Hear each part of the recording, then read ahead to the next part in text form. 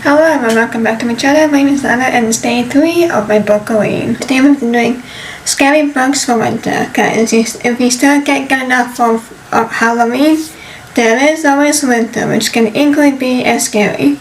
Let's get going. My first book is An Unwanted Guest by Shadi LaPena. It's winter in the Catskills and Michelle's Inn.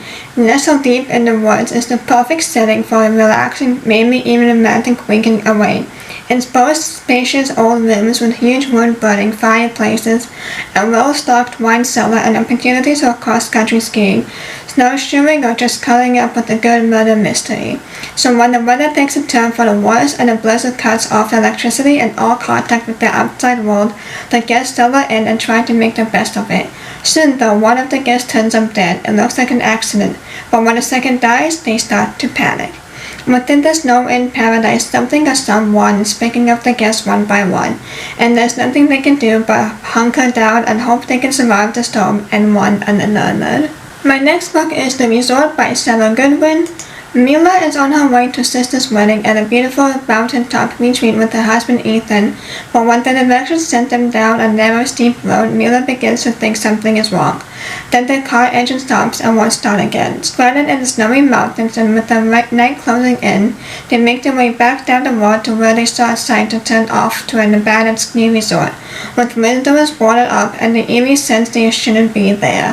When fear chases left, they break into an old cabin to spend the night out on the cold. In the morning, when Mila wakes, Ethan is gone. She is all alone, or is she? My next book is Rock, Paper, Scissors by Alice Feeney. Things have been wrong with Mr. and Mrs. White for a long time. When Adam and Amelia went a weekend away to Scotland, it might just be what their marriage needs. Self-confessed workaholic and screenwriter Adam White has lived with face blindness his whole life. He can't recognize friends or family or even his own wife. Every anniversary, the couple exchanged with traditional gifts. Paper, cotton, pottery, tin, and each year Adam writes him a letter that she never lets him read. Until now, they both know this weekend will make or break the marriage, but they didn't randomly win this trip. One of them is lying, and someone doesn't want them to live happily ever after. My next book is A Killing Cold by Alice Marshall. A Roman romance. When Theodora Scott met Connor, wealthy, charming, and a member of the powerful Dalton family, she fell in love in an instant. 6 months later, he brought her to Idlewood, his family's isolated winter retreat, to win over his skeptical relatives. Stay away from Connor Dalton. Theo has tried to ignore the threatened messages on her phone, but she can't ignore the footprints in the snow outside the cabin window or the strange sense of familiarity she has about this place. Then, in this news cabin, Theo finds something impossible, a photo of herself as a child, a photo taken at Idlewood. I've been here before. Thea has almost no recollection of her earliest years, but now she begins to piece together the fragments of her memories. Someone here has a shocking secret they will do anything to keep hidden, and Thea is in terrible danger, because the Daltons do not lose, and discovering what happened at Idlewood may cost Thea everything. My next book is The Bitter End by Alexa Dawn. When a winter storm traps 8 teens in a remote ski cabin, they find themselves stranded with a killer, who may be one of their own. The trip of a lifetime might be the death of them all. The students of LA's Light Water Perth can't wait for the senior excursion. 5 days of Instagrammable adventure in one of the world's most exclusive locations. This is not your average field trip, which is why 8 students can't believe their bad luck when they end up on a digital detox in isolated Colorado ski chalet. The epic trip is panning out to be an epic bore, until the classmates start dropping in a series of disturbing bits. The message is clear: this trip is no accident. And when a blizzard strikes, secrets are revealed, betrayals are exposed, and survival is at stake in the race to the bitter end. My next book is Hairpin Bridge by Taylor Adams. 3 months ago, Lenya Nugent's S3's twin sister, Kathleen, drove to a remote place 60 miles outside of Missoula, Montana, and jumped 200 feet to her death. At least that is the official police version. But Lena isn't buying it. Now she comes to a very bridge, driving her then twin's car, and armed with a cassette recorder, determined to find out what really happened by interviewing the highway patrolman, who allegedly discovered her sister's body. Corporal Raymond Ray Civic has agreed to meet Lena at the scene. He is sympathetic, forthright, and professional, but his story doesn't seem to add up. For one thing, he stopped Camry for speeding a full hour before she supposedly leaked to her death. Then there are 16 attempted 911 calls from her cell phone, made and one was unfortunately a dead zone. But perhaps most troubling of all, the state trooper is referred to by name in Camry's final enacting text. To his sister, please forgive me. I couldn't live with it. Hopefully you can, Officer Ray Civic.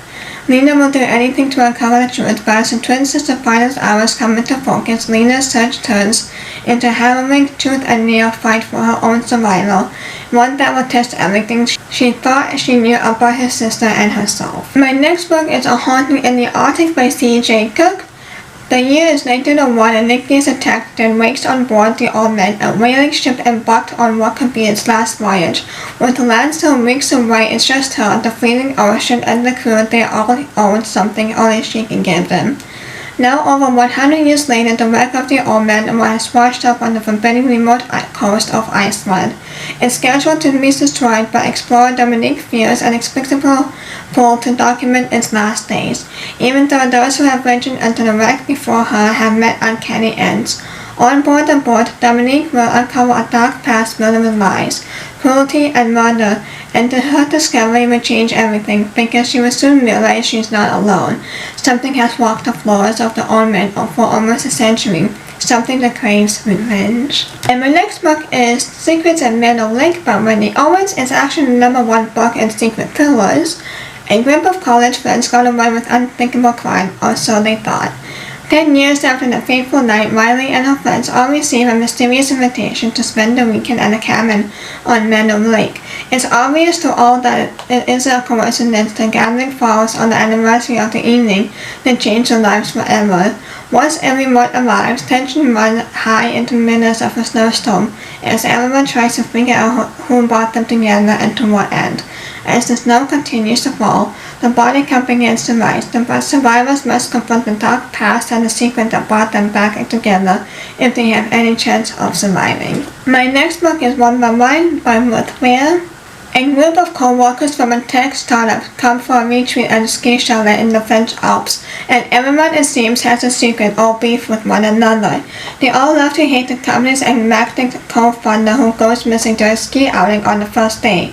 Then the blizzard hits and one by one they start dying. The snowstorm in the lap of luxury arrives immaculate in this one, with a heart-pounding ending you won't forget. My next book is Shiver by Ali Reynolds. There is a darkness within all of us, and the Bay has a way of bringing it to light.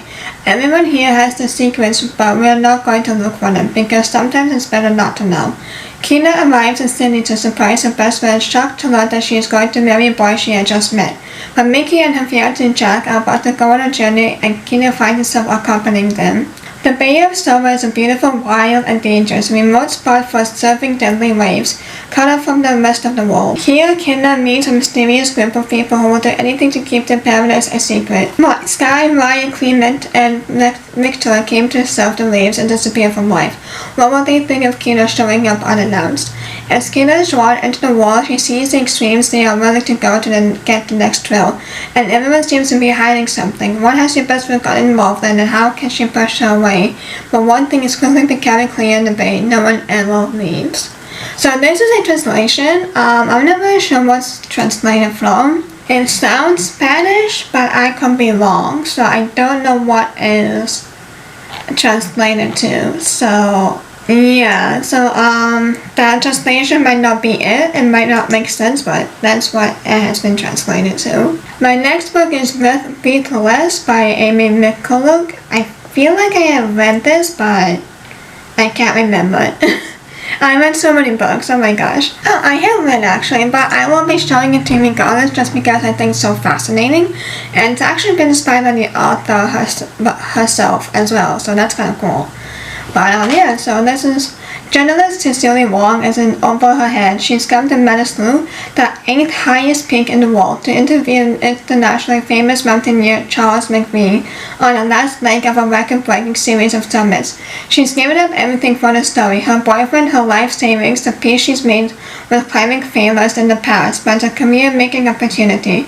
It can finally put her life back on track.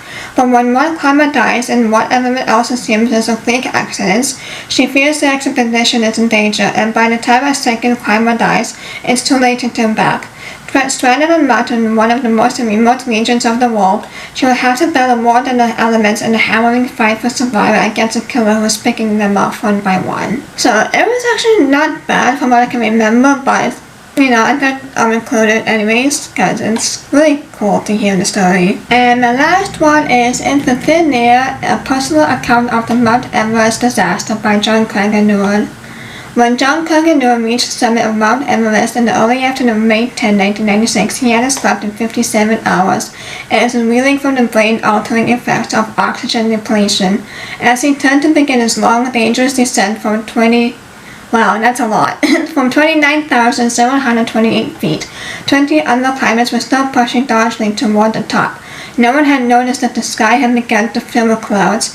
6 hours later, at 3,000 feet lower and 70-knot winds and blinding snow, Craig-Newell collapsed in his tent, freezing, hallucinating from exhaustion and apoplexia, but safe.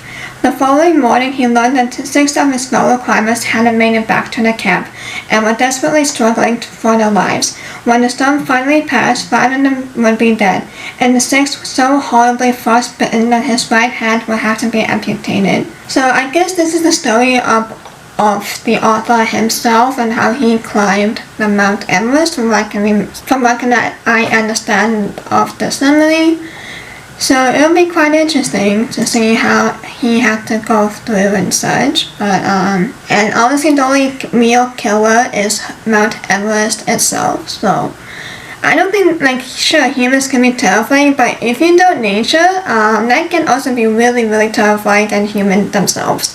So to each to their own, but I think nature is quite horrifying for many people if you don't know how to survive and if you don't know what you're doing. So leave it as it may, but so on a cold note, if you will, I will leave that up to you guys, and let me know what is your thoughts on all of this. Do you think nature is most horrifying or humans? Let me know, I'm quite interested.